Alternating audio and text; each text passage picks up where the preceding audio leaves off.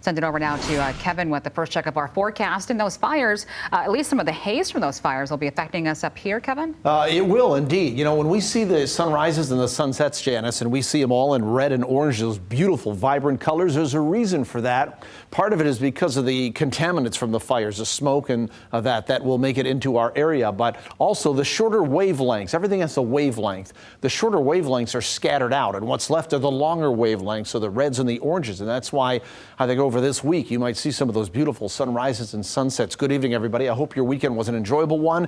Hey, you know, we can model ocean currents, we can model wind, we can model rain, we can also model smoke. This is a smoke forecast. Everything in green are the smoke from the fires, and this gets caught up in the upper level winds in the jet stream, and the core of it is going to stay up over Canada. But some of this green will work into our area from time to time, and that'll give us those beautiful, vibrant, bright, colorful sunrises and sunsets. And you can see even as we go into later in the week here, but that smoke has got to go somewhere. It rises into the atmosphere, and then it eventually moves across the country from west to east. We have an employee that used to work here at Fox 17 that lives just outside of the Bay Area. He posted a picture the other day on Facebook, and he's got soot and ash all over his yard, at the bottom of the pool and everything. So there's something to be said about that as well. I mean, it's just getting on everything. Plus, it goes without saying that story just mentioned, of course, the very, very poor air quality in general for folks as well. Lots of dry weather for us this week. Matter of fact, there's only one chance for a shower, and it's just chancy iffy right now at this point.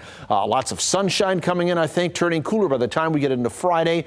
I think we'll probably fall back into the 60s by that time. And there may be some overnight lows in the 40s over the next several days here as well. Live Doppler radar, it's dry out there. Our current temperatures, we're 54 in Fremont. That's one of the coolest spots. 60 in Grand Rapids, 60 in Kalamazoo and Three Rivers. Most lows will fall into the upper 40s to around the low 50s overnight and into tomorrow morning. Here's clouds and radar movement over the last 6 hours. We had a fair amount of cloud cover around today. We'll scour that out, and as we do, we'll see clear skies as we head through the overnight hours, and that will allow us to cool to around 50, 52 degrees. Tomorrow, nice day, mostly sunny, pleasant, highs around 70. We'll have an east-northeast wind at about 5 to 10 miles per hour. If you're going out on Lake Michigan, not a bad day. There's no small craft advisories. Waves running about a foot or so. Here are your Lake Michigan water temperatures, still in the mid-60s, and there's no beach hazard risk out there, so that's good news as well. High pressure going to be building on in here. That's what you want to see if you want a dry, quiet streak of weather, and that's what's going to happen as it builds in as we go over the next 3 days. For Monday, Tuesday, Wednesday, it's going to be in control. There is a storm system that's going to skirt the U.S.-Canadian border. We'll get on a south and southwesterly flow as we get into Tuesday and Wednesday, so our temperatures will get into the mid to upper 70s. This cold front will start to move our way and drop in here later on Wednesday. So Wednesday evening, Wednesday night into Thursday, that could produce a shower. It's a moisture-starved front, but it's got cool air behind it because Canadian high pressure is going to build in behind that, and that's what's going to drop our temperatures back into the 60s by the time we get into later this week, probably Friday or so. 70 tomorrow, 74 on Tuesday, 78 on Wednesday, and then by the time we get into Thursday, Wednesday night into Thursday, a shower is going to be possible with that cold front that, notice it's cooler behind that. 62 on Friday, 64 on Saturday, 70 on Sunday. But it's pretty much lots of sunshine for much of this week, so a lot of it's going to be on the quiet side. We cannot say the same for Tropical Storm Sally down here over the Gulf Coast. These are tropical storm warnings and watches out here. This is a tropical storm, so not a hurricane. 60-mile-per-hour winds.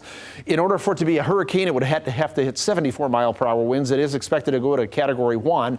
And the storm is not really strong, but the problem is it's a very slow-moving system. So this is where it's going to track over the next 5 days. And just to show you real quickly here, look at how much rain that we're talking about in these areas. Some of these locations down here may pick up 10 to 15 inches of rain, maybe even more in these areas because it's such a slow mover. And there are 6 more systems out there that are either developing or may develop into tropical systems over the next several days out in the Atlantic. So that's all something we're going to have to monitor, and we'll do that here at Fox 17, but quiet weather for us for much of this week, Janice.